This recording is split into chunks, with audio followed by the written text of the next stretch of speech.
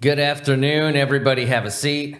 For those of you who don't know me, I am Commander, and my job here is to brief you on the SCP you're going to be studying.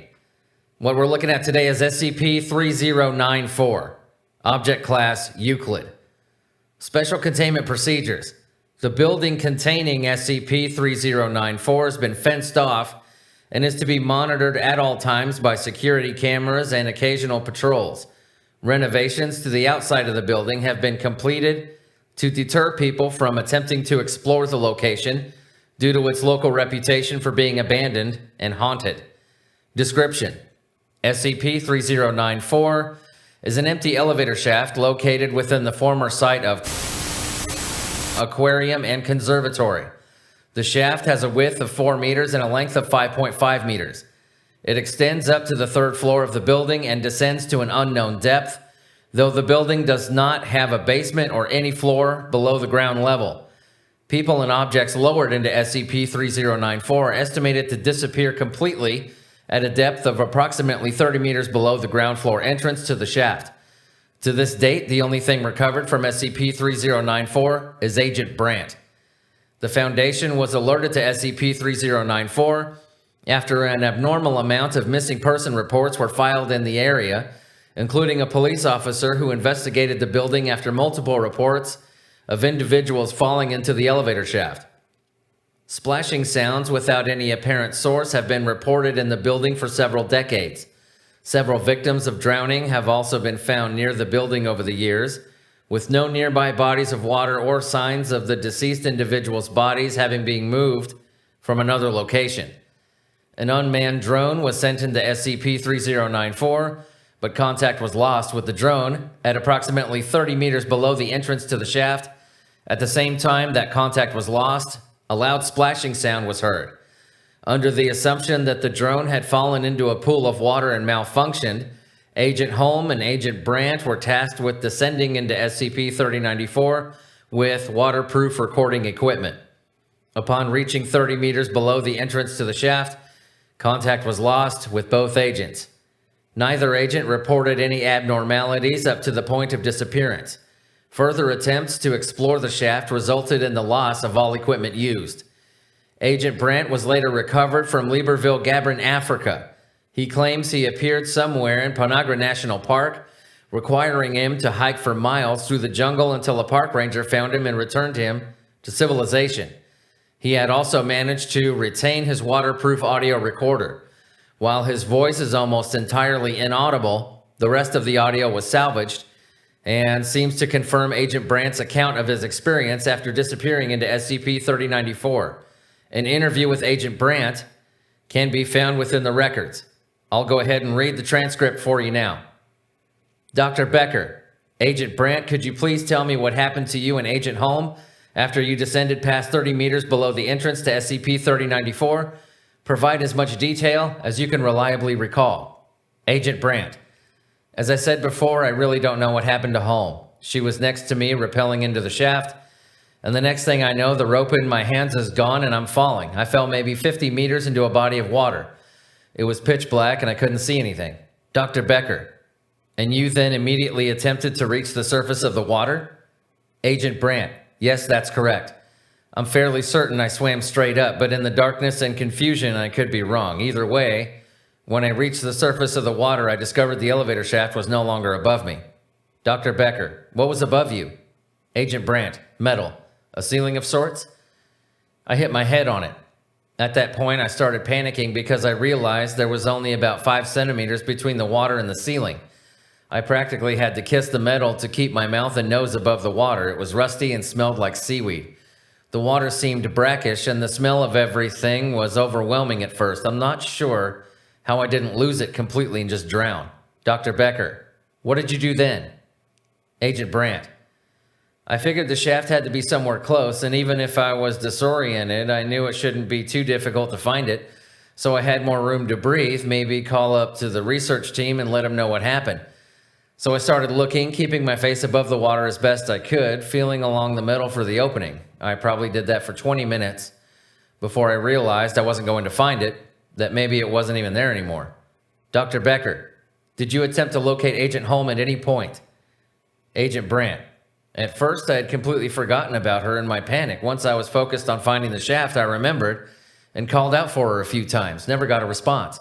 I was actually calling out for her when the water began to light up. Dr. Becker, the water itself lit up? Agent Brandt, actually, I heard a loud splash first, and then the water, or something in it, started to light up. I yelled out for home, but that was when the water started to rise.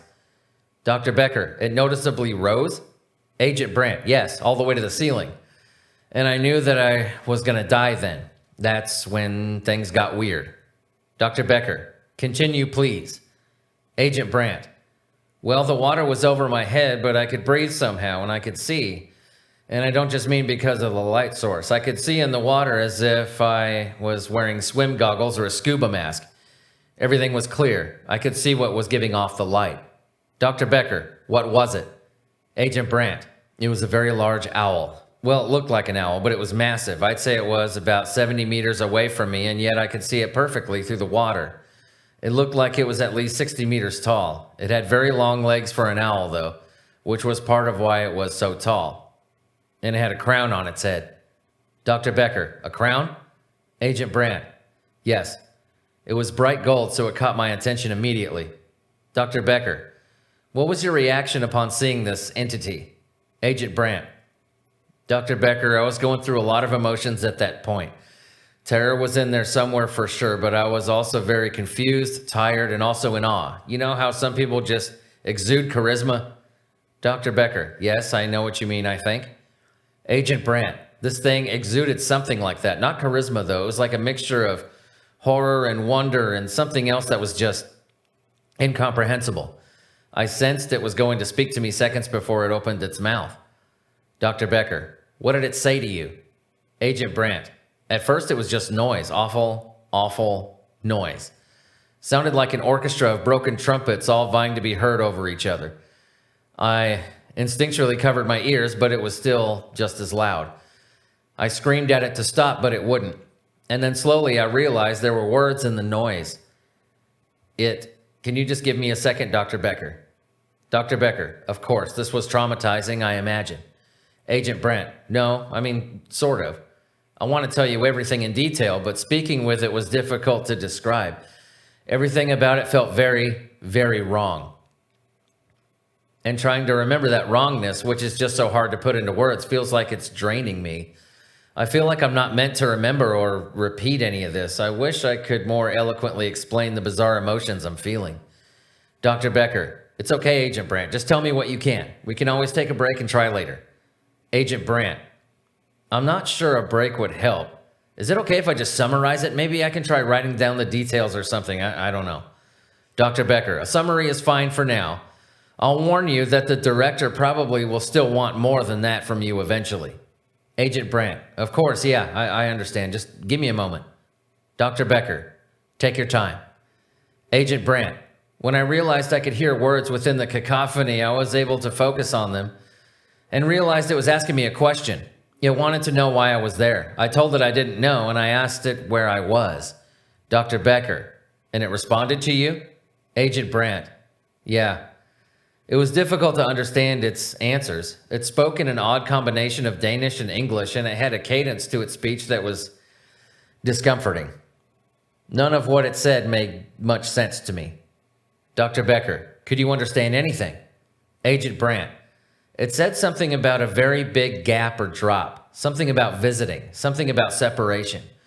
I didn't know what to say to that, so I asked it if it knew where Agent Holm was.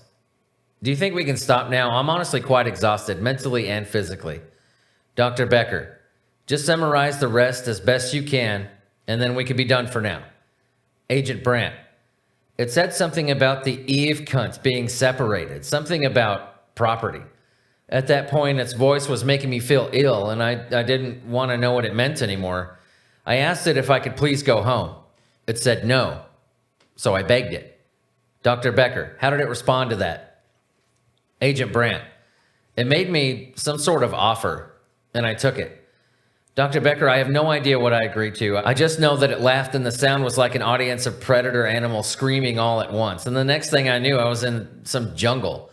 I really need to be done now. I can't talk about this anymore. My head hurts and I feel like I'm going to have an anxiety attack. Dr. Becker, we can be done for now, Agent Brandt. Agent Brandt. Thank you, Dr. Becker. End of transcript. Now I have procured the actual audio from Agent Brandt's recorder. This above audio file that I'm going to present to you was prepared by Foundation Sound and Language Specialists with help from Agent Brandt. The mixed use of languages made transcribing the log difficult, even with Agent Brandt's input. After I play it for you, I'm going to attempt to read some of the footnotes that are included with the recording.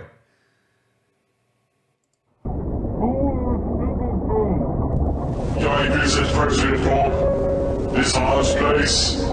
This hall's water. I visit Gaap water. I can't separate do. Say ja. Say ja or I separate do. Ja, I can know. Eve can't separate. Gaap separate Eve can't. Finde Gaap einom. Gaap eat all einom. Ja, I only visit.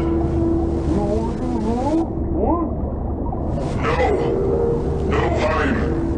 I can't sit in the realm. Spare me. Spare is to conjure. That ika me realm. Ika me place. Spore me is to conjure. Me realm, sit do. Do must conjure first. Spore is to conjure. Conjure all do me I know, Madam Cock. I don't understand. I know. Fly, Adam Hawk. Fly to me realm. You shows I know. Always shows I know. For a beat.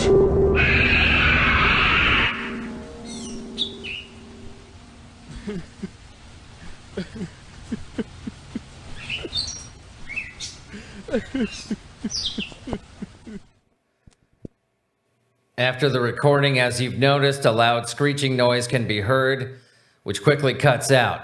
Sounds of birds and insects can now be heard in the background, and Agent Brandt can be heard softly sobbing. It is extremely difficult to transcribe what the voice is saying on the tape, but you can hear it for yourselves. I will provide a transcript to anybody who asks. Good luck reading it.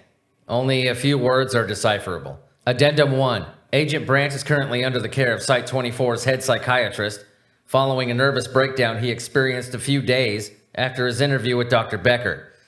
It is believed his breakdown was triggered when Agent Brandt discovered a marking or burn on his shoulder that resembles a raven's head. Further interviews with Agent Brandt are restricted at this time. All right, ladies and gentlemen, that is enough of that. SCP-3094, you're dismissed.